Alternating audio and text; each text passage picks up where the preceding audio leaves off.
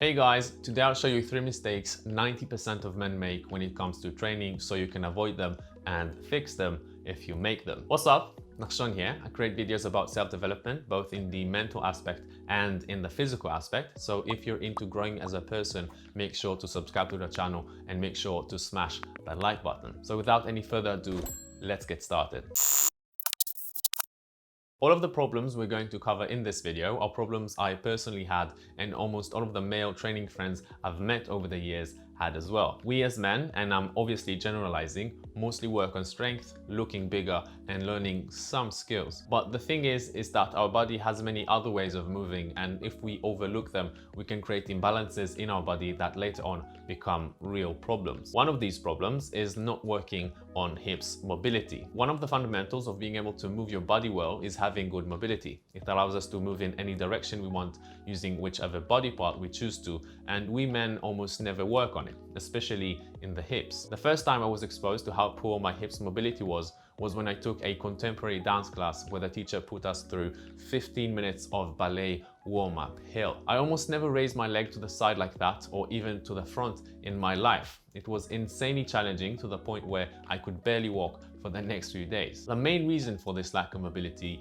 is social. Men don't take dance or gymnastic classes as much as women do, and they miss out on this type of mobility work since dancing and doing some routines seem feminine to some people, which is obviously a shame. Being able to move your hips freely will help you in so many ways. It will help you develop some skills and more active compression, and will also help with doing some very basic movements like squatting, lunging, running and jumping. I know that working on your mobility isn't as sexy as getting stronger or bigger for most people, but it's a must for anyone who cares about their body. For some weird reason, it has this image of not being very challenging. If you also share that view, give this drill a try for 3 sets of simply raising your legs as high as you can and holding the last rep for 10 seconds. Anyway, if you want to fix this problem, I've created this video with 3 drills you can work on to start improving your hips mobility. A link should pop up somewhere up here, so check it out if you want to. The second biggest mistake men make is not working on upper back mobility. Most men who train, especially those who work on getting bigger, will have this problem just like I did and still somewhat have,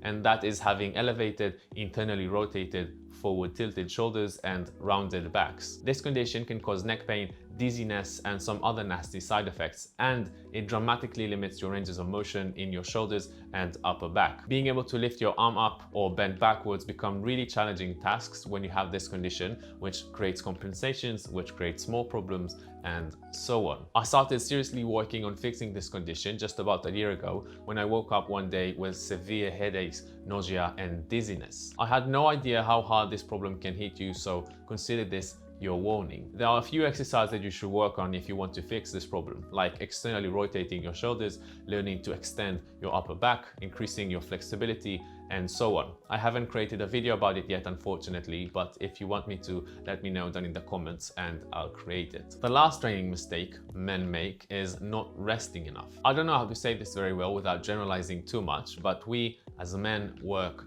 too much. For some, it's because it fulfills their ego that they can barely walk after every workout because they give it all at the gym. For some, it's a lack of patience to get to their goal, so they try to do as much as they can, as fast as they can, not realizing progress takes time. And for me and others, it was because we always feel like we're not enough. I used to see training as a measurement to how successful I am in life, and if I chilled even for a bit, I would immediately feel guilty for being lazy. Whatever your reason may be, not resting enough is a serious problem for your physical, mental and emotional health and for your progress. We all have demons to deal with and wrong perceptions about ourselves, and we all have to deal with them. And one of these ways is learning how to relax and switch gears. I've been guilty of exhausting myself for years, and it took me a long time to learn how to stop and relax, and I'm struggling with it even today. There is no one solution fits all to this problem, since we all avoid resting for different reasons. The way to solve it can be going to a psychologist, setting up a clear schedule, forcing yourself to detach and disconnect from your day-to-day life,